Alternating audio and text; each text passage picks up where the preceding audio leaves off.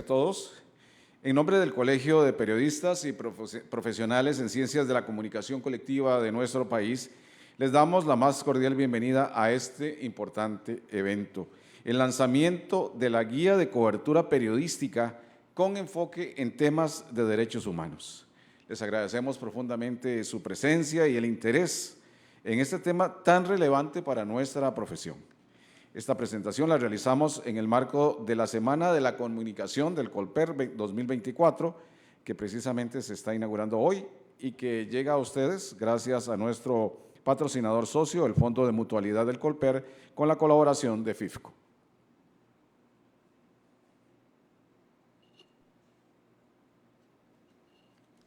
La Semana de la Comunicación es patrocinada por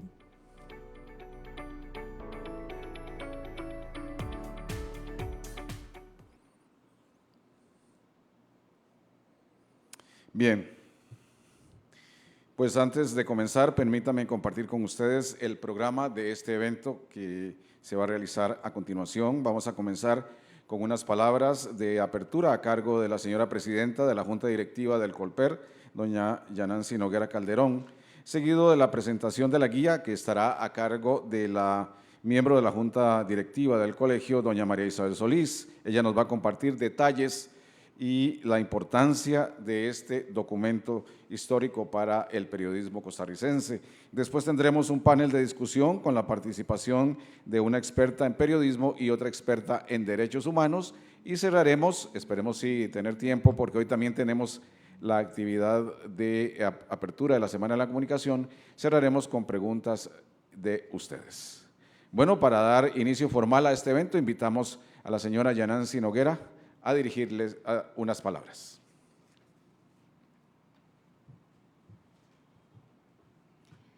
Muy buenas tardes, estimados y estimadas colegas, invitados especiales, a nuestras distinguidas panelistas, Marcelo, quien siempre es un encanto de colaborador, que ya lo tenemos casi institucionalizado aquí, nos ayuda siempre con toda su capacidad de comunicación.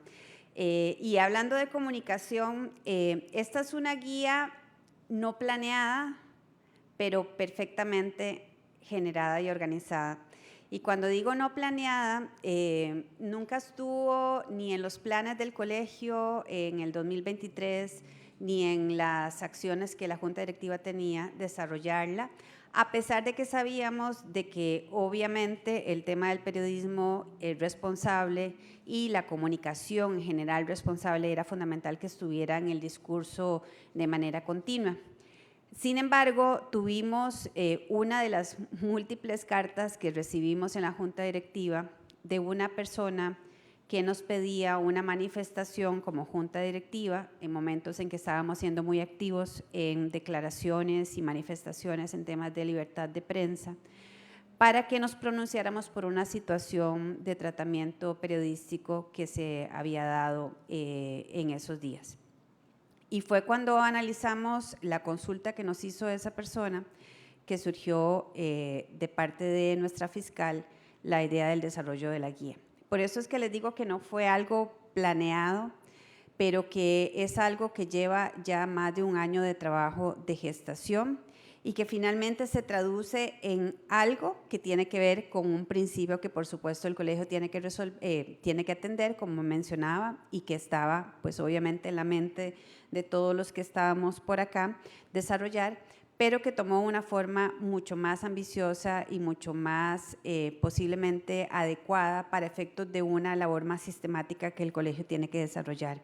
Cuando pensamos en la cobertura periodística, pero en general, cuando pensamos en todos los esfuerzos de comunicación que se pueden tener a nivel de medios de comunicación, agencias de publicidad, empresas que hacen labores de asesoría en relaciones públicas, productoras audiovisuales, entre otras, tenemos que pensar en cómo generar una comunicación siempre no solo respetuosa con los principios de la guía ética que corresponde a las personas profesionales en esos campos, sino también con el tema de los derechos humanos y los derechos sociales. El año pasado el colegio trabajó de una manera muy rigurosa con su Tribunal de Honor y Ética, una actualización del Código de Ética que se convirtió realmente en un esfuerzo deontológico muy importante, que contiene elementos muy vigentes y actuales como retos, también como oportunidades, pero como riesgos, sin duda, sobre la comunicación. Y el tribunal tiene además pues una enorme tarea de mantener este código de ética en un esfuerzo de comunicación constante. Esta guía es como la hermana o el hermano de nuestro código de ética. Sin duda, la relevancia de esta guía tiene no solo el principio de la temática, sino también de la forma en que se gestó. Es un proyecto absolutamente colaborativo, es un proyecto donde una gran cantidad de personas y organizaciones conscientes de la responsabilidad compartida que tenemos en desarrollar buenas prácticas de comunicación en temas de derechos humanos y derechos sociales, participaron de una forma muy activa. El alcance de la guía es muy amplio, o sea, podemos perfectamente pensarlo desde responsabilidades individuales hasta responsabilidades corporativas y organizacionales, y ese es mucho del propósito que el colegio asume a partir de este momento con la divulgación de la guía. Es, como decía, una hermana, un documento complementario al código de ética que se encuentra también totalmente actualizado a nivel del colegio. Y sin duda es muy importante mencionar que en esos esfuerzos que la Junta Directiva ha venido realizando en defensa de la libertad de expresión en Costa Rica, esto también representa una forma muy particular y muy especial de fomentar responsabilidad, pero al mismo tiempo de extender lo que significa el derecho, la posibilidad de ejercer nuestra libertad de expresión con responsabilidad y asumiendo con total coherencia el respeto de los derechos humanos a la hora de comunicar. Y un elemento adicionalmente que tiene la guía es algo que a nivel de la comunicación se reclama muchísimo, y es la dignificación de nuestras profesiones. Hay una pretensión o intención de algunos sectores de minimizar la forma en desarrollar la comunicación, a pesar de que en todos los diagnósticos no hay uno en que no salga la comunicación como una de las debilidades organizacionales. Si queremos afrontar la comunicación de una manera estratégica, no podemos pretender resolver la comunicación con inversiones o acciones o labores que están totalmente disminuidas, que se asumen de una manera totalmente digamos, disminuida también en los presupuestos y en las labores y en los tiempos de asignación. La dignificación profesional de la comunicación pasa porque se reconozca el valor de las personas comunicadoras en la gestión, y que las personas comunicadoras tengamos la posibilidad y también la obligación de ejercer esa comunicación desde los derechos humanos y desde la responsabilidad ética de nuestras profesiones. Así que de esto se trata esta presentación oficial de la guía. Es el inicio de una gestión continua de comunicación que el colegio decide asumir, con un agradecimiento particular porque van a estar con nosotros durante este viaje de divulgación y de alfabetización en torno a estos temas, para todas las personas y organizaciones que participaron directamente en su elaboración. Y de parte de la Junta Directiva, un agradecimiento especial a nuestra Fiscalía, a Diego Coto y a María Isabel Solís, y particularmente a María Isabel Solís, quien fue la persona que se encargó de coordinar todos estos esfuerzos durante todo este tiempo que en el día de hoy dan a luz. Muchísimas gracias.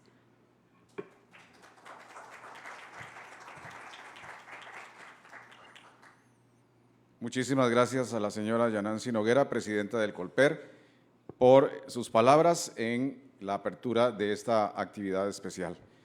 Y enseguida, pues, vamos a tener la presentación oficial de la guía a cargo de la señora María Isabel Solís, fiscal suplente del Colper, y quien, como dijo Yanancy, ha trabajado muy duro en este proyecto, en esta idea que me parece a mí nos pone nuevamente a la cabeza en materia de derechos humanos a este país que ha sido, en materia de derechos humanos y de democracia, un ejemplo para el mundo. María Isabel, por favor.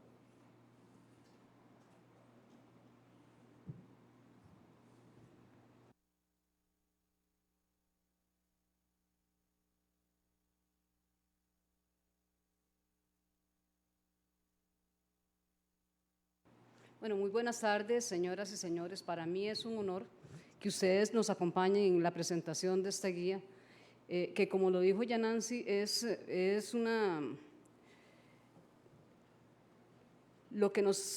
la motivación para hacer esta guía fue esta publicación. A raíz de esta publicación hubo una denuncia y una carta que llegó de diferentes grupos. Me acuerdo que estaba el Colegio de Profesionales en Psicología de Costa Rica, estaba la Fundación Dame una Oportunidad Dúo y también de la Secretaría de Salud Mental del Ministerio de Salud.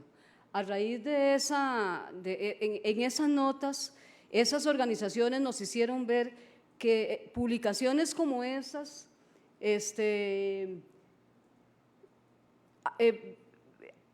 dañaban seriamente a la sociedad costarricense, que la publicación daba detalles innecesarios, que cada evento donde se presenta un suicidio afecta a no menos de 20 personas que están en el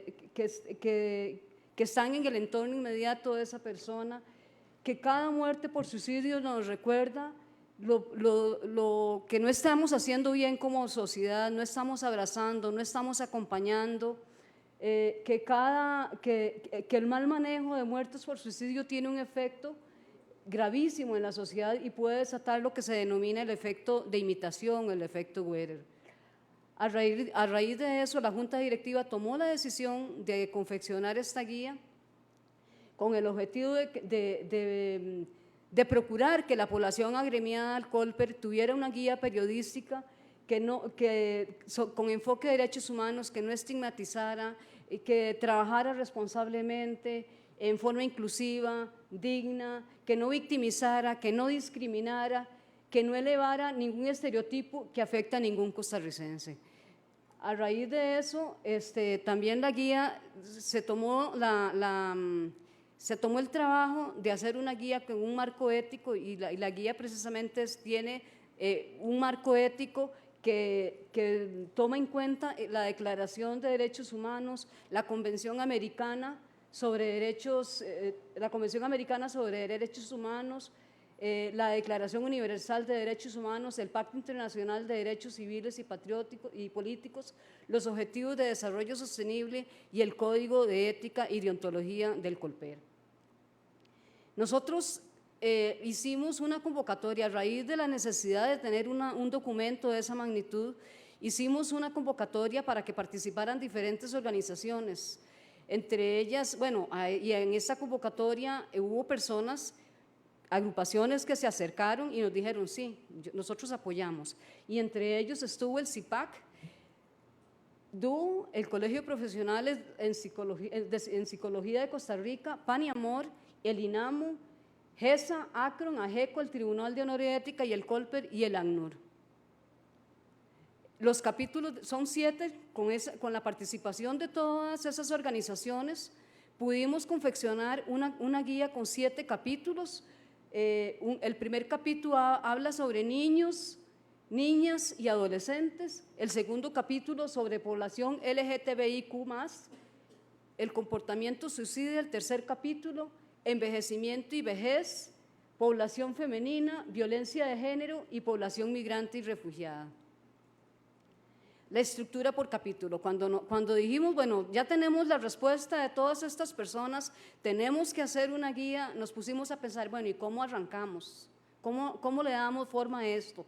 Entonces me acuerdo que hubo mucha discusión alrededor del tema, nos sentamos muchísimas veces y dijimos, la mejor forma de hacerlo es diseñar una estructura donde, si bien los temas no son iguales, sí podemos trabajar en un formato parecido. Y entonces, ya Nancy decía, fue un trabajo muy duro por parte de la Fiscalía. No, yo creo que el trabajo duro fue de las organizaciones que ayudaron en la confección de cada capítulo. Y se ideó que cada capítulo tuviera un marco normativo específico, una semántica de cómo abordar cada tema con la especificidad que se requiere, las fuentes de consulta, que para mí esa es una de las cosas más importantes, porque si bien muchas de las cosas las vamos a obtener internacionalmente, Las fuentes de consulta son de Costa Rica, muchísimas son de Costa Rica. Están los teléfonos de las organizaciones, están las direcciones electrónicas, que para mí eso es un gran aliado para el profesional que atiende las fuentes, las diversas fuentes.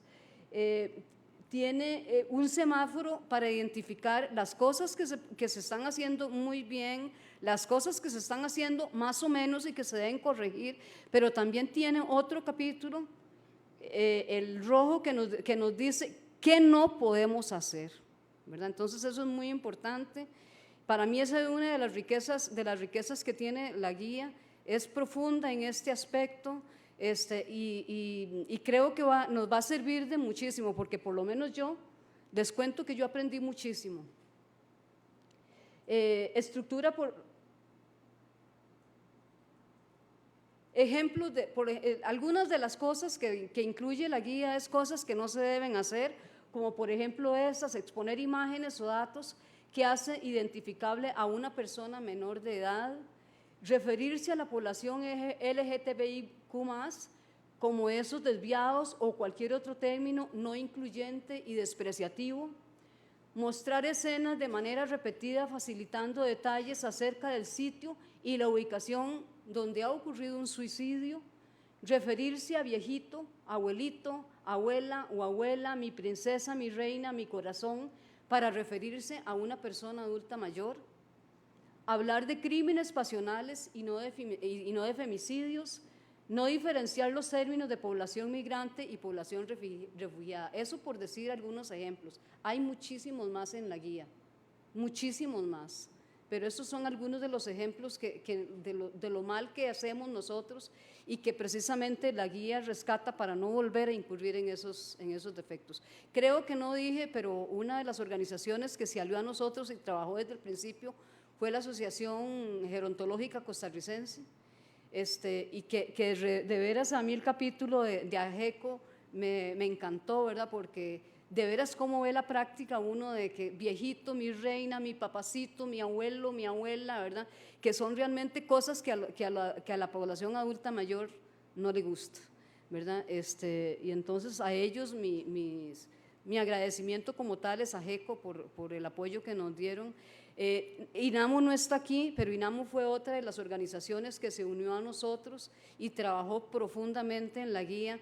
Y yo creo que este es, como decía ya Nancy, el puntito para seguir adelante, porque perfectamente la estructura de la guía es tan modular que perfectamente cabe otro capítulo, ya no sería el 7, el 8, el 9, el 10, incluso un día de esos estaba viendo cómo hablamos, cuando hablamos de cáncer, hablamos tan mal, ¿verdad? Que yo creo que sí amerita hacer toda una guía para hablar de cáncer, por ejemplo, ¿verdad? Entonces, bueno, mi agradecimiento y ojalá que hayan más capítulos de esta guía y muchísimas gracias a las personas que han colaborado, que hicieron posible que esta guía se desarrollara, porque realmente hubo mucho tiempo de trabajo por parte de las organizaciones que nos ayudaron en su diseño, en su preparación, en su redacción. Muchísimas gracias de corazón y por parte de mía y por parte del COLPRE. Muy amables con su atención y por la presencia el día de hoy.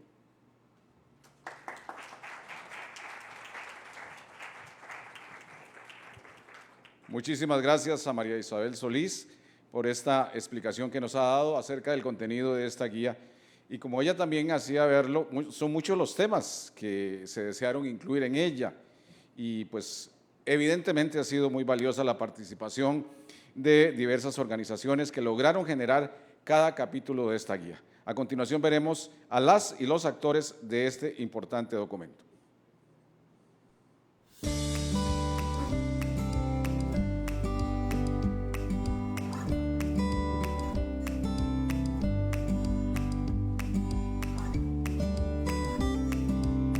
La protección de los derechos de los niños es una responsabilidad de todas las personas.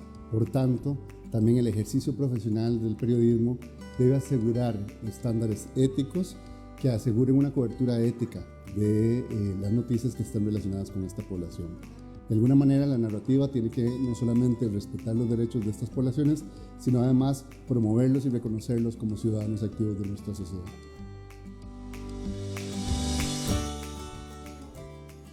Soy Daniela Bolaño, soy la encargada de incidencia política del CIPAC y creemos que este tipo de herramientas son necesarias e importantes para la comunicación social porque un abordaje periodístico sensible en derechos humanos dirigido a humanizar y erradicar estereotipos hacia poblaciones LGTBIQ+, así como las otras que están en esta guía, coayuda a transformar esas discriminaciones que se reproducen por medio del lenguaje y sobre todo a partir del desconocimiento de cómo dar cobertura a las realidades específicas de estas poblaciones.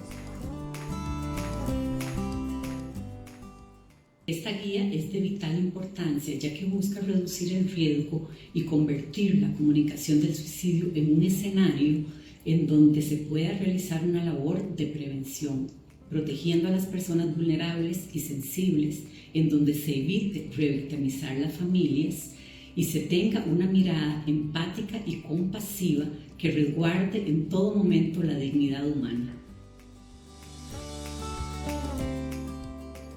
Para el Colegio de Profesionales en Psicología de Costa Rica es fundamental que los medios de comunicación y la población en general utilicen un lenguaje apropiado para hablar sobre el comportamiento suicida, que se hable desde el respeto y desde la empatía, que lo que se publique sea en pro de la prevención y la promoción de la salud mental. Por ello valoramos mucho este espacio donde trabajamos de manera articulada, creando y elaborando un recurso tan importante y fundamental que va a ser de gran provecho para los profesionales que hacen las notas sobre salud mental y la población en general. Las personas adultas mayores son víctimas de discriminación por edad. Contar con un material como este permite desmitificar ideas erróneas sobre la vejez y sobre el envejecimiento y asegurar entonces una vejez digna para todas las personas. La migración y el refugio son fenómenos muy complejos, sobre todo para personas que por alguna situación se colocan en situaciones de vulnerabilidad o con débiles capacidades para ejercer sus derechos humanos. Por tanto, necesitamos una cobertura mediática que sea responsable, que evite la estigmatización y la deshumanización tanto de las personas como del fenómeno de la migración en sí. Otro motivo es porque necesitamos combatir los estereotipos y la desinformación. Y por último, un tercer motivo es que debemos brindar una contextualización y un enfoque integral al fenómeno de la movilidad humana. Una visión que explique cuáles son las causas profundas de la migración, como los conflictos, las persecuciones, los cambios climáticos, desigualdades socioeconómicas y la violencia de género que están detrás de todos estos movimientos. Y podamos ampliar la visión y no plantear la migración como un fenómeno aislado o puramente problemático. Ofrecer una comprensión más amplia y contextualizada puede ayudar a la audiencia a ver la migración no solo como un desafío, sino también como una oportunidad y un fenómeno natural de la movilidad humana.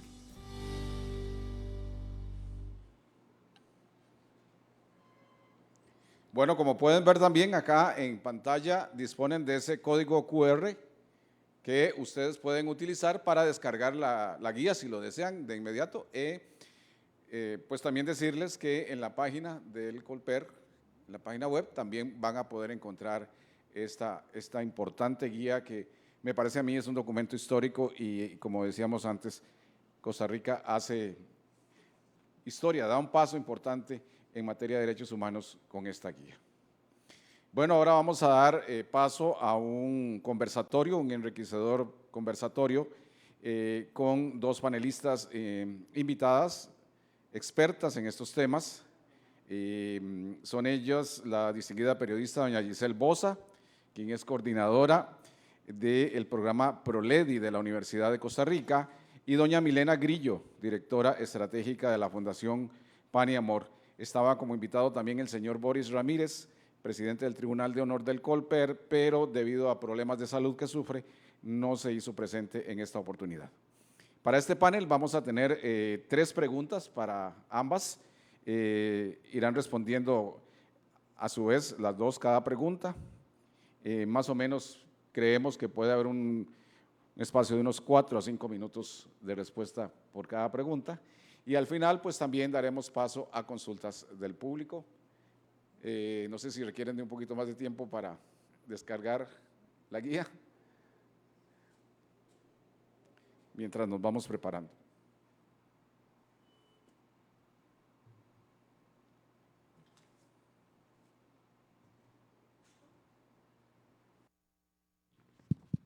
Bueno, nuevamente nuestro agradecimiento a estas dos distinguidas invitadas de esta tarde y pues a continuación el micrófono va a ser de ustedes. Vamos a comenzar de izquierda a derecha, entonces empezaríamos con doña Giselle y vamos con la primera pregunta.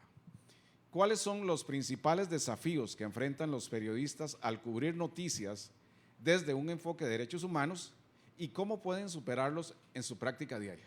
Doña Giselle. Bueno, muy buenas tardes. Para mí es un gusto, a nombre del programa de Libertad de Expresión y Derecho a la Información de la Universidad de Costa Rica, estar esta tarde en la presentación de este importantísimo instrumento de guía para las personas comunicadoras en temas de derechos humanos. Antes de responder la pregunta, quiero agradecer a la Junta Directiva del Colegio de Periodistas, a su fiscala, María Isabel Solís, por esta valiosa iniciativa. Y yo creo que hay que reconocer al Colegio de Periodistas como corporación profesional que vaya más allá de las obligaciones que tiene para mejorar las garantías para el ejercicio de las distintas actividades de la comunicación social que reúne, sino que con este aporte lo que está haciendo es trabajando en aras del interés público, en aras de la protección y la promoción de los derechos humanos de todas las personas. Y creo que hay que reconocer esa misión, así como lo hace aquí el Colegio de Psicólogos y Psicólogas de Costa Rica, estos aportes para hacer una comunicación más empática con los derechos humanos. Yo creo que en el entorno actual, en donde hay altísimos niveles de contaminación informativa, hay grandes desafíos para la comunicación social y para el ejercicio profesional de todas las actividades, para el periodismo, para la publicidad, para las relaciones públicas, en general para la creación de contenidos. Y el mayor desafío es ver que el ejercicio de la libertad de expresión, si bien está ampliamente tutelada en las sociedades democráticas, no es una libertad que se puede ejercer sin límites y sin responsabilidades. Incluso tanto la Corte Interamericana de Derechos Humanos como el Tribunal Europeo de Derechos Humanos, en el caso del periodismo, han dicho que parte fundamental del ejercicio de la libertad de prensa que implica hacer periodismo, implica hacer periodismo responsable. Y en esa medida significa no solo tener en cuenta una serie de aspectos deontológicos, principios fundamentales del ejercicio de las profesiones, sino que también hay una serie de instrumentos internacionales de derechos humanos, instrumentos de carácter universal, regional, instrumentos además que derivan de la normativa interna para la promoción y la protección de los derechos humanos. Y yo pienso que en esa medida los y las profesionales de la comunicación social tienen dos grandes desafíos. Primero, convertirse en agentes de denuncia de la violación de los derechos humanos de todas las personas, pero también en agentes de cambio, en agentes transformadores, precisamente para la vigencia de esos derechos. Así que en esa medida creo que instrumentos como estos aportan no solo para el ejercicio de quienes ya están en la actividad profesional, tanto para personas físicas como para corporaciones, medios de comunicación, plataformas de creación de contenidos en el ámbito del periodismo, de la publicidad, en general, de la producción de contenidos, sino que se agradece muchísimo este tipo de textos para quienes somos docentes en las carreras de comunicación, y creo que debe ser parte fundamental. Lo hacemos en la Universidad de Costa Rica, hay una amplia sensibilidad hacia estos temas, formar personas comunicadoras empáticas con los derechos humanos. Excelente. Doña Milena.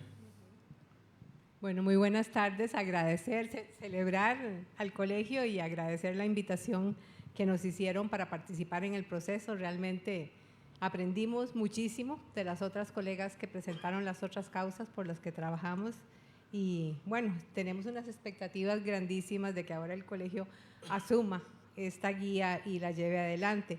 ¿Cuáles son los desafíos, preguntaba usted, verdad, que tienen los comunicadores para entrarle a este tema? Yo pienso que falta, vamos a ver, no tienen suficiente conciencia, diría yo, de que cada palabra que escriben o pronuncia una persona que tiene, digamos, el micrófono universal para dar a conocer a otros, tiene el potencial de construir, cada palabra que dicen tiene el potencial de construir o de destruir, de acercar o de separar, de iluminar o de oscurecer, ¿verdad?, un hecho que ha ocurrido.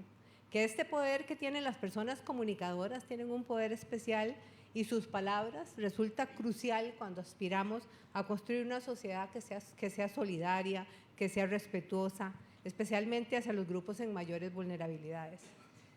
Tal vez no han reflexionado suficiente que es a través de la comunicación social que se aprende y que se enseña, que se comparten ideas y que se aporta en la construcción de ese tejido que nos une como sociedad. Las palabras tienen el poder de inspirar, de formar ciudadanías conscientes, comprometidas, de rescatar el valor, el respeto y la empatía hacia los demás, tan venido a menos en tiempos recientes, para lo que resulta indispensable, como mínimo, que la comunicación social sea inclusiva, cada día más inclusiva, que no margine, que no discrimine y que reconozca a quienes han sido históricamente silenciados, que son los que más sufren cuando las palabras se utilizan como instrumentos de odio, de burla o de indiferencia. Pienso que el COLPER, al entregar a su gremio esta guía y más allá, no solo trata como de afirmar ese mensaje de que la comunicación social no solo trata de narrar, sino de narrar con conciencia y empatía, ¿verdad? Y que una comunicación social informada, respetuosa, sensitiva, puede ser el puente hacia un futuro más justo, donde cada persona se sienta valorada y respetada, independientemente de su origen, identidad y circunstancias. Nada más y nada menos, ¿verdad? Esa gran potencial y esa gran responsabilidad está en las manos de la comunicación social. Así es. Es increíble, de verdad, qué es lo bueno, tanto bueno que puede hacer la comunicación como tal, pero también el daño que puede hacer con un pequeño detalle que no se tome en cuenta, ¿verdad? Entonces, desde ese punto de vista, pues, quisiéramos seguir ampliando en ese sentido. ¿Cómo influye la aplicación de un enfoque de derechos humanos en la construcción de una narrativa mediática, especialmente en temas que son muy vulnerables en lo social o también en conflictos? A veces realmente la carrera periodística es una carrera contra el tiempo, es una carrera contra ya tengo que publicar, y a veces una pequeña palabra puede hacer daño. Giselle. Así es, tenemos que tener conciencia de que a la hora de construir contenidos, tanto en la comunicación social como en las interacciones normales que tenemos todos los días en redes sociales, estamos creando un mundo simbólico. La forma en que se jerarquizan, en que se utiliza el lenguaje, narrativas, en que se contextualizan los hechos y los acontecimientos, tienen un efecto sobre las respuestas sociales, institucionales, culturales, que se le da a los fenómenos sociales. Y en esa medida, construir un lenguaje a partir de un enfoque de derechos humanos va a abonar sin duda a un mundo mucho más inclusivo, mucho más respetuoso del otro o de la otra, un mundo en donde se tenga en cuenta empáticamente las necesidades de todos los sectores, especialmente de los sectores más vulnerabilizados, que creamos un mundo distinto. Yo creo que desde el ejercicio de la publicidad, del periodismo, de la producción de contenidos, podríamos aportar en esa misión transformadora que deberíamos de tener. Así que sí, tenemos que saber que la comunicación social no es inocua, que genera efectos, que genera narrativas, que genera percepciones sociales, y que en esa medida construir desde un enfoque de derechos humanos nos va a ayudar a tener un mundo más respetuoso y una mejor convivencia humana. Muchas gracias, Giselle. Doña Milena. Sí, yo, digamos, podría, recordando el proceso que hemos vivido de construcción de esta guía, creo que tenemos como que admitir que comenzamos con aspiraciones acotadas, digamos, en términos de, como abramos comillas, el colegio tiene que contribuir a que sus asociados se apropien esa fue la lectura que teníamos nosotros de lo que ustedes nos transmitían. El colegio tiene que contribuir a que sus asociados se apropien del lenguaje adecuado para tratar el tema del suicidio de niñez, adolescencia y mujer, ¿verdad? Y arrancamos con esas raíces, pero en el camino se enriqueció la visión, incorporando otras entidades que fueron llegando, ¿verdad? Conocedoras, ocupadas y preocupadas por otras poblaciones y temáticas que también requieren ser tratadas por el periodismo y la comunicación social desde una mirada diferente y diferenciada. Cada uno de los sujetos, de las sujetas, de los grupos que hemos visto, requiere una mirada diferente, ¿verdad? Una mirada que las reconoce en su condición, en su contexto, ¿verdad? Y en el desafío que tenemos. Y eso necesariamente pasa por el uso de una semántica, ¿verdad? Una semántica reivindicadora de los derechos humanos. Una semántica que con el discurso afirme cada vez que esas personas son personas que tienen derechos, ¿verdad? En el caso de la niñez y adolescencia, que es la población con la que Paniamor trabaja, ¿verdad? Prioritariamente entender que los niños y las niñas tienen los derechos generales que tenemos todas las personas, ¿verdad? Y además tienen derechos especiales por su condición de persona menor de edad y además tienen derechos específicos frente a situaciones de violencia o de acoso o de algún tipo que les vaya a afectar en su desarrollo. Entonces tienen 3 categorías de derechos, ¿verdad? Y esos derechos son los que tienen que guiar nuestra semántica, ¿verdad? Nuestra reflexión y nuestra contribución a la discusión nacional cuando nos enfrentamos a situaciones donde están siendo violentados, señora defensora, la saludo, donde están siendo, ¿verdad?, violentados los derechos humanos generales que también son de ellos, o los derechos especiales que tienen por ser personas menores de edad, o los derechos específicos que tienen por ser personas menores de edad en condición migrante, ¿verdad? Entonces tenemos que hacer como ese trazado. Cuando un periodista, un colega o una colega de ustedes de casualidad conversamos, ¿verdad? Y me dice, doña Mirela, ¿cuál cree que es el problema más serio que tienen los niños ahora en Costa Rica? Yo le digo, ¿de cuáles niños querés que hablemos? ¿Verdad? Del problema de los niños en migración, del problema de las niñas indígenas, del problema de los niños de clases acomodadas, que están en una soledad increíble, donde casi no hay diálogo, ¿verdad?, con sus familias, realmente ¿cómo se llama?, consumidos en las tecnologías, ¿verdad? El teléfono sustituyó a la niñera, dicen. ¿Verdad? Corriendo riesgos increíbles, porque quienes trabajamos violencia en línea nos damos cuenta de todo lo que hay ahí, ¿verdad? Entonces, yo creo que tenemos que tener eso, ¿verdad? Esa cosa de echar un paso para atrás, ¿verdad? Al momento de narrar y narrar con conciencia, echar un paso para atrás y decir, bueno, ¿cuál es el contexto en el que se da esta situación, ¿verdad?, sobre la cual yo me tengo que pronunciar? No es que me quiero o a lo mejor me pronuncie, es que nos tenemos que pronunciar porque el silencio contribuye a que las situaciones permanezcan en el tiempo. Sin duda, como de alguna forma me adelantaba yo antes, en un entorno mediático donde la inmediatez y la viralización son claves, el reto es aún mayor. Entonces, uno dice, ¿cómo poder garantizar que la cobertura informativa no vulnere los derechos de las personas involucradas en las noticias, ¿verdad? Porque es lo que decíamos, si la noticia hay que darla ya, muchas veces ni siquiera pensamos mucho en lo que vamos a decir, sino que queremos dar la noticia ya antes de que alguien se la gane, ¿verdad? A mí me parece importante, a menudo creemos que la promoción y la protección de los derechos humanos les compete básicamente a las autoridades públicas. Y tenemos que tener claro de que somos importantes actores sociales también para la vigencia de los derechos. Debemos partir que en un Estado social y democrático de derecho, el principio de la dignidad de la persona humana es el principio fundamental y base de todos los derechos humanos. Comunicar teniendo muy claro que debemos respetar ese principio de dignidad de la persona humana, tener en cuenta ese principio nos debería de hacer volver los ojos hacia las obligaciones que tenemos, ya no solo de carácter axiológico, deontológico, sino también tener muy presente esa serie de instrumentos de derechos humanos que ustedes citaron al inicio y que la guía resume de manera muy clara. Yo creo que deben ser instrumentos de consulta permanente de las personas comunicadoras, no solo a partir de la Declaración Universal de los Derechos Humanos, el Pacto de San José, pero toda la serie de instrumentos de derechos de las personas, de las mujeres, de los niños, niñas y adolescentes, de las personas jóvenes, de las personas mayores.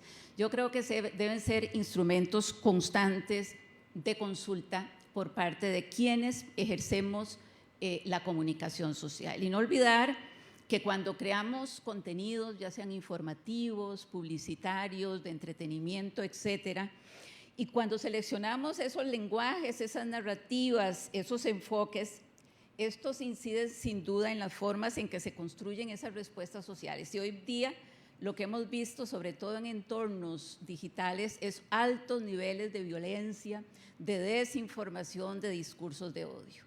Tenemos que empezar por ahí de ver cómo comunicarnos para bajar esos altos niveles de violencia. Los discursos de odio no son fenómenos recientes, pero se multiplican, se viralizan, se potencian a través de las redes sociales. Hoy más que nunca yo creo que tenemos que comunicarnos empáticamente a través de redes sociales. Y la misión en esto de las personas comunicadoras yo creo que es vital. Redes sociales. Sí. Sí. Sí, es que la tecnología no es ni buena ni mala, ¿verdad? Es realmente lo que hagamos nosotros con ella, y en cuanto a niñez y adolescencia, cuánto acompañemos a la niñez y adolescencia a poder apropiarse de la tecnología, que es un recurso que es útil para el crecimiento y el desarrollo y para el aprendizaje, y apropiarse de una manera segura, de una manera responsable, ¿verdad? Y de una manera significativa. De las investigaciones que nosotros hemos hecho y que no necesariamente pasan solo por medios de comunicación, sino por diferentes sectores, ¿verdad? Es clara la evidencia que encontramos de que, digamos, vamos a ver, hay un nivel casi parecido en términos de conciencia sobre los riesgos entre los chicos y las chicas que entre sus padres y madres, ¿verdad? Realmente hay, digamos, no hay todavía una apropiación por parte de las familias y de las personas cuidadoras, ¿verdad?, adecuada de qué significa la relación con las tecnologías, qué tenemos que hacer para fortalecer lo que es bueno y positivo, que lo tiene muchísimo, y cómo tenemos que trabajar juntos, ¿verdad?, para mediar. Yo pienso que los medios de comunicación, la comunicación social y el periodismo tienen un rol extraordinario en ayudarnos a educar, ¿verdad?, realmente frente a otros. La tecnología es ¿verdad?, la inteligencia artificial llegó para quedarse. Aquí eso ya es así. Bueno, ¿cómo vamos a lidiar con la inteligencia artificial y los desafíos que nos presenta para su relación con las personas menores de edad?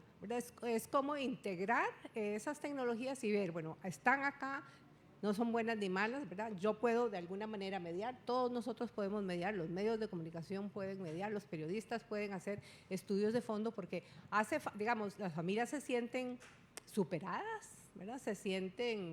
Confían en que los chicos y las chicas saben más que ellos, y no es así, ¿verdad? Realmente saben más de lo tecnológico y lo operativo, pero no de lo del manejo de los contenidos y el procesamiento de la información. Y no están solos, ¿verdad? No están solos en las redes.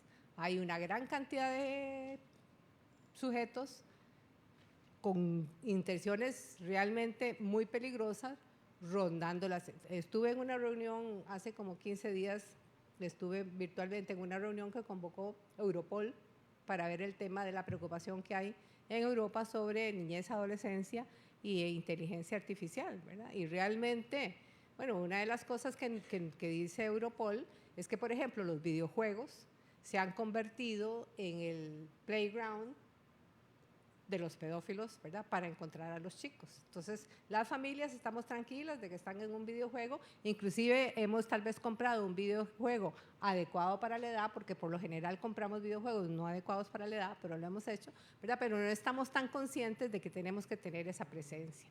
Esa presencia yo creo que es importante, y pienso que en este caso el periodismo, la comunicación social, el gran aporte que puede hacer es ayudarnos a educar, ¿verdad?, a educar porque la tecnología tiene un potencial extraordinario para que podamos crecer y para que se superen desventajas y para que se cierren brechas y para una gran cantidad de cosas, pero tenemos que saber cómo manejarlas y nosotros como mundo adulto tenemos una responsabilidad especial hacia la niñez y la adolescencia de acompañarles en ese proceso. Y yo creo que adicionalmente a esa misión educativa me parece que comunicar con un enfoque de derechos abona a procesos comunicativos más democráticos, a visibilizar otras voces, a visibilizar otros intereses, a hacer un ecosistema más pluralista y mayor inclusión social en el diálogo.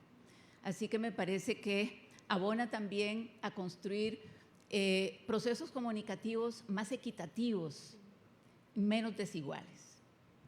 Sí, nada más para terminar. Sí, adelante. Nosotros estamos en este momento colaborando con la Corte Interamericana de Derechos Humanos para hacer una mediación de la Convención Americana mediada con la participación de adolescentes, ¿verdad? Realmente discutir con ellos qué es la convención, qué son esos derechos maravillosos que se les han creado, ¿verdad? Y cómo los pueden ellas y ellas apropiar y transmitir, porque hay que involucrar a las personas menores de edad, ¿verdad? Como sujetos de esta acción, no como objetos que son moldeados, no, ¿verdad? Como sujetos pensantes, que razonan y que van encontrando el lugar que mejor pueden ocupar, ¿verdad? En su relación con las tecnologías en general. Muy bien, vamos a abrir un periodo para preguntas para nuestras invitadas panelistas. Dichosamente nos están quedando bastantes minutos, así que tienen luz verde para hacer preguntas los que deseen.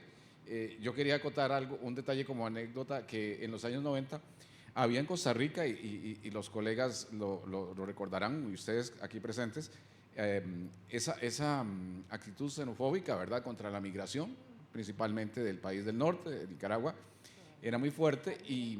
Todavía. Bueno, sí, no es que se ha terminado, pero recuerdo que publicamos un reportaje nosotros hablando de lo que significaba el aporte económico de ellos, por ejemplo, en el tema de la cosecha del café, la cosecha de la caña de azúcar, la construcción, vigilancia, servicios domésticos, ¿verdad? Era un trabajo, digamos así, documentado, con pruebas de que efectivamente ellos aportaban muy importante a esto. Y no habían salido las redes sociales, pero tuvimos una oleada de cartas de gente diciendo que nosotros teníamos que disculparnos con los costarricenses porque los estábamos poniendo como vagabundos, ¿verdad?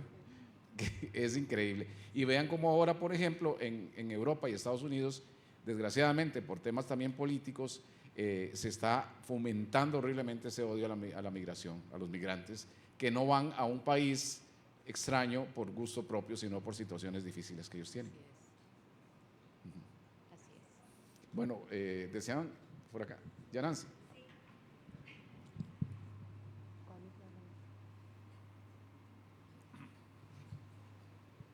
Gracias. Es que la verdad es que viendo a don Alexander por aquí y también a don Angie por allá,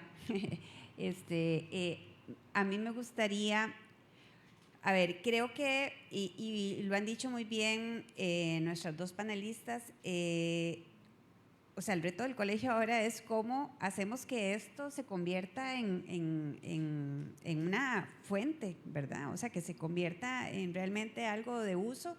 Marcelo lo acaba de decir muy bien, o sea, el periodista está en un corre-corre que lo incita con bastante, digamos, frecuencia a cometer errores, ¿verdad? Entonces, ¿cómo lo llevamos?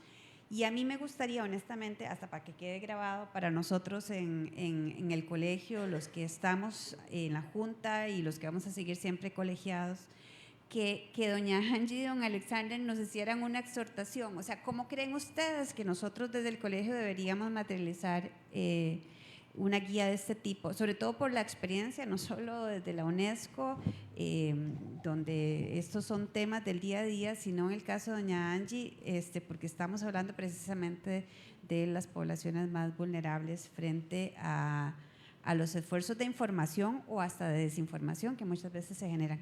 Quería aprovechar, Marcelo, para pedirles a ellos y a Angie.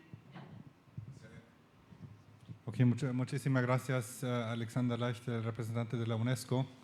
Bueno, primero quería decir que la guía es maravillosa, es una iniciativa maravillosa y tener esa guía ya es un un gran logro, diría yo. Claro, ahora la pregunta del seguimiento, y ahí creo que son varias cosas. Primero, creo que es muy importante incluir todos esos principios y la guía concretamente en la formación de periodistas, porque no es algo como, no puede ser una actividad aislada, no puede ser algo que es adicional a la formación normal de periodistas, pero tendría que ser un elemento clave realmente de la formación de periodistas. En cuanto al colegio, porque eso era la pregunta muy concreta, ahí yo diría también buscar una manera de dar un seguimiento muy sistemático, muy seguido. No sé exactamente qué procesos podría haber, que cada una vez al año se hace un tipo de monitoreo entre los periodistas, cómo ellos aplican la guía, conocen todos la guía, la integran en el trabajo del día a día. Algún tipo de sistema de monitoreo me parece muy importante. Pero aparte de eso, como siempre, nuestra abogacía para la educación realmente, para incluir todos esos elementos en la educación a todos los niveles y en ese caso en la formación de los y las periodistas. Sí, muy buenas tardes a todas y todos. En realidad yo creo, bueno, primeramente felicitarles por este esfuerzo tan importante. Yo ciertamente creo que esta guía va, y esperemos que vaya a lograr un cambio significativo en la forma que en efecto los y las periodistas abordan las diferentes temáticas. Ciertamente también en buena hora hay voy a esperar a que pase.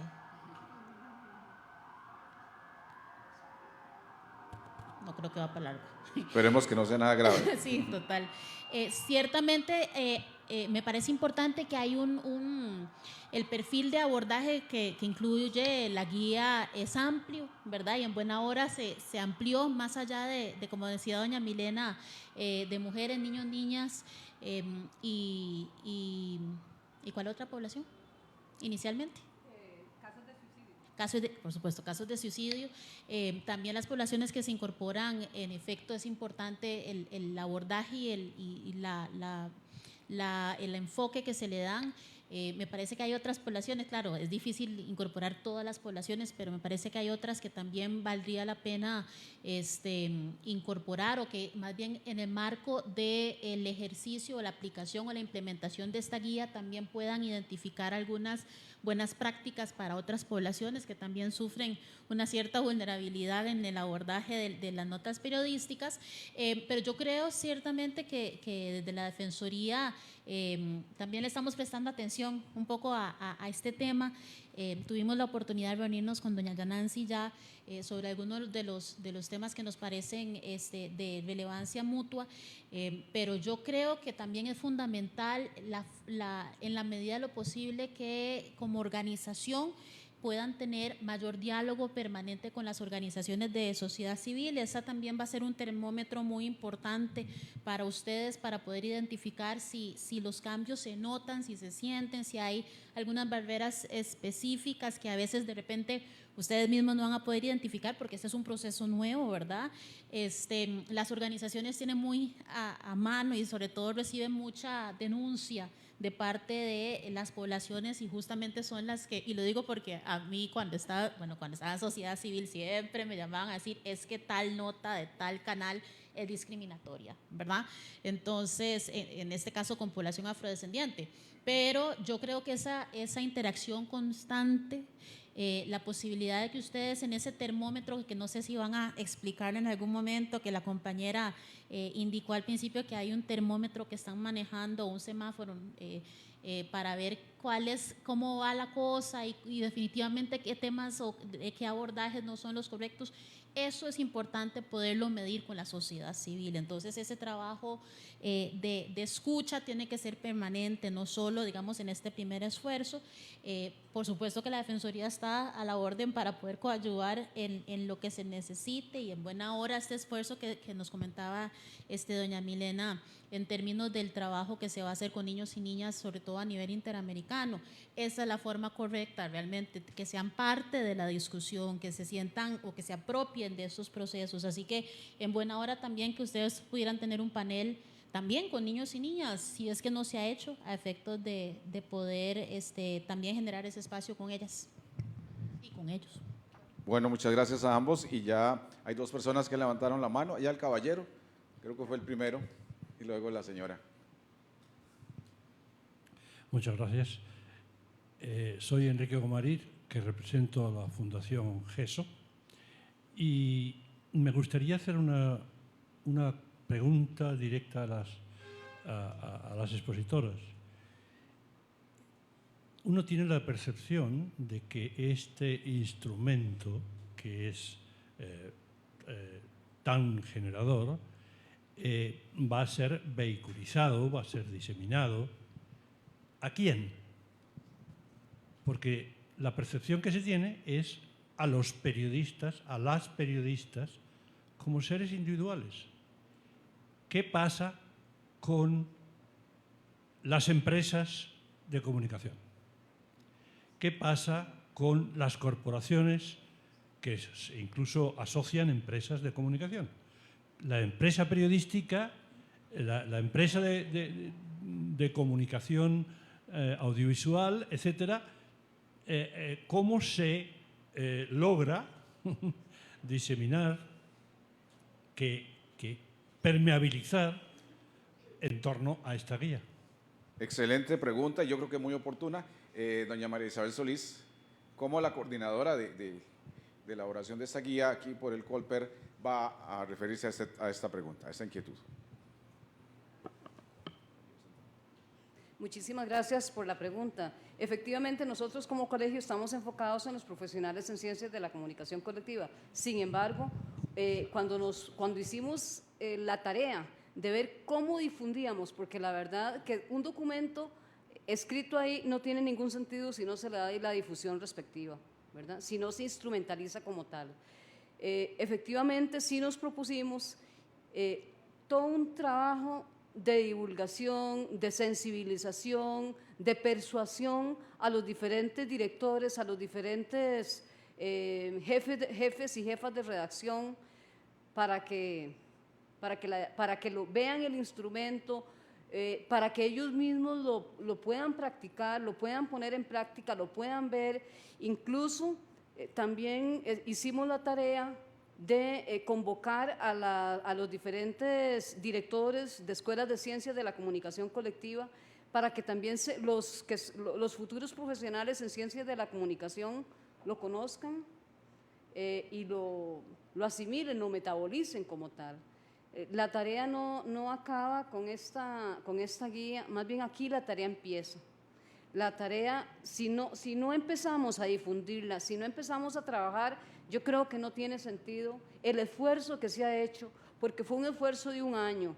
Y yo particularmente me sentiría muy defraudada, y más bien defraudando a las personas que nos colaboraron en la redacción si no hacemos esto. Yo creo que aquí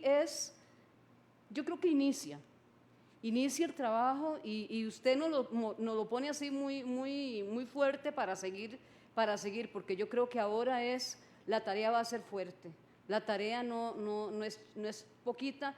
Y me acuerdo que en una sesión de junta directiva, Yanansi nos dijo, esta es la tarea del segundo semestre. Nosotros tenemos que trabajar con esta guía todo el segundo semestre, y yo esas palabras me las llevaré, y ahora usted me lo ratifica, de que aquí no se acaba, de que más bien el esfuerzo hay que seguirlo y fuerte. No se trata de un esfuerzo débil, tenemos que hacernos fuerte. Incluso cuando nos reunimos con el grupo que nos colaboró, dijimos, ¿cómo hacemos?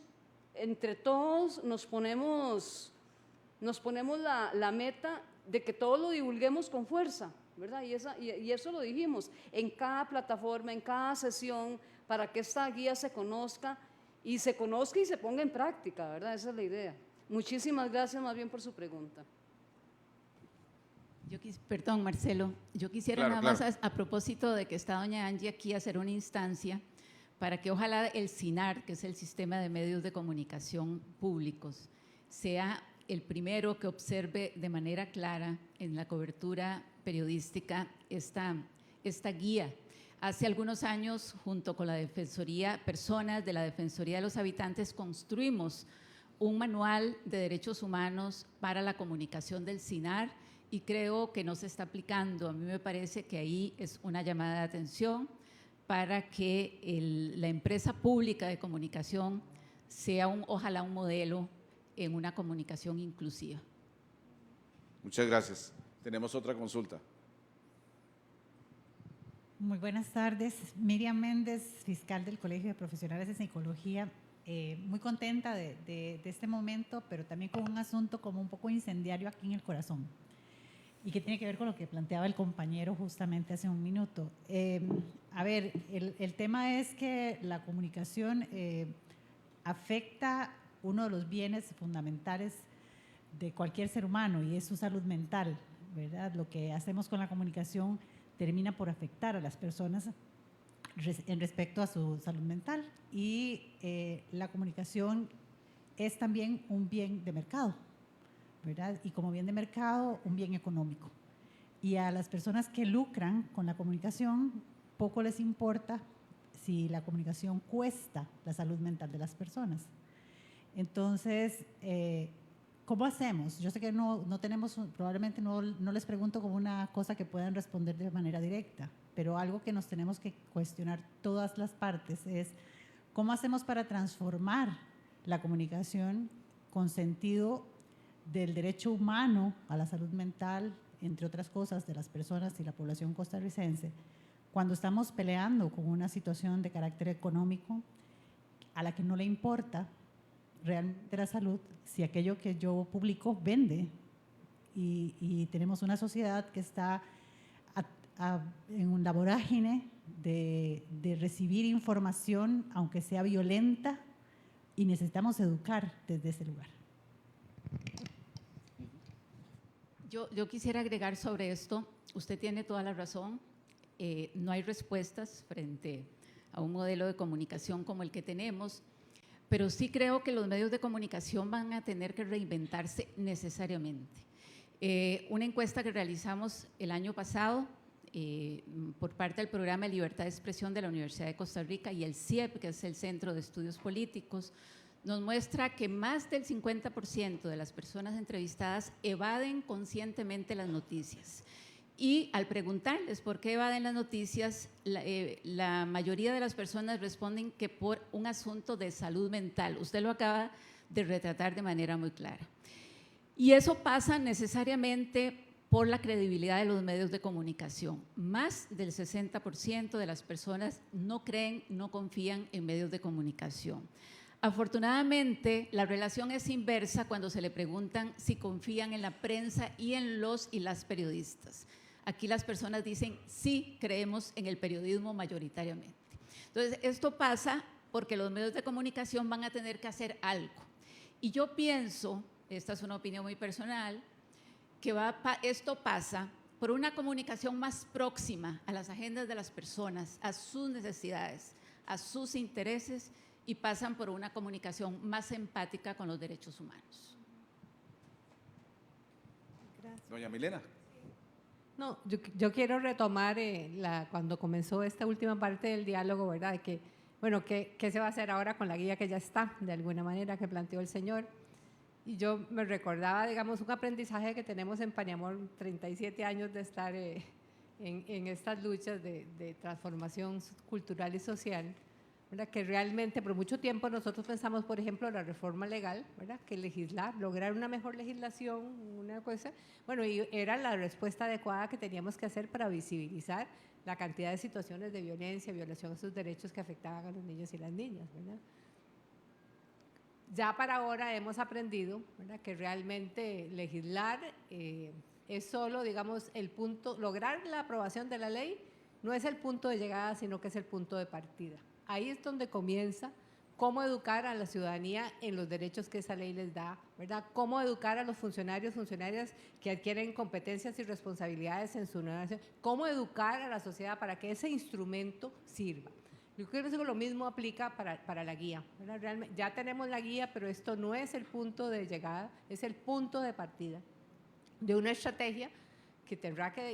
y uno de los elementos de éxito en este ejercicio que hicimos es precisamente que eso se logra si hay una entidad responsable, digamos, encargada de dar ese seguimiento y asegurar eso, porque si no hay, ¿verdad? Las leyes que tienen un cuerpo, digamos, responsable de que eso, son leyes que producen resultados que vos sabes cómo van, las leyes que no. Lo mismo los instrumentos.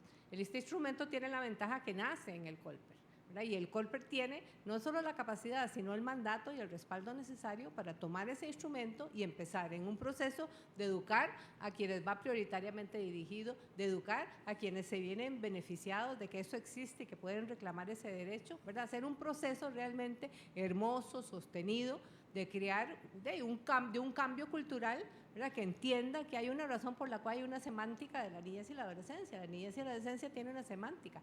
Los delitos que se cometen contra niños y niñas no se tienen que llamar igual, se tienen que llamar distintos porque hay diferentes, ¿verdad? Entonces,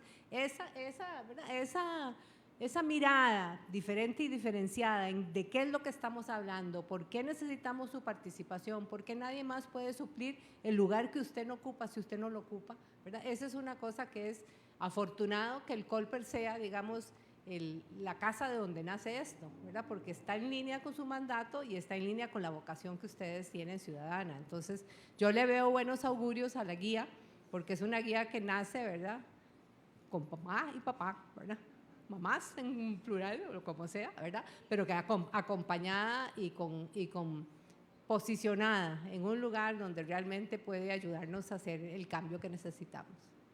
Gracias. Muchas gracias. Gracias, doña Giselle Bosa, gracias, doña Milena Grillo, y a quienes han participado de esta actividad.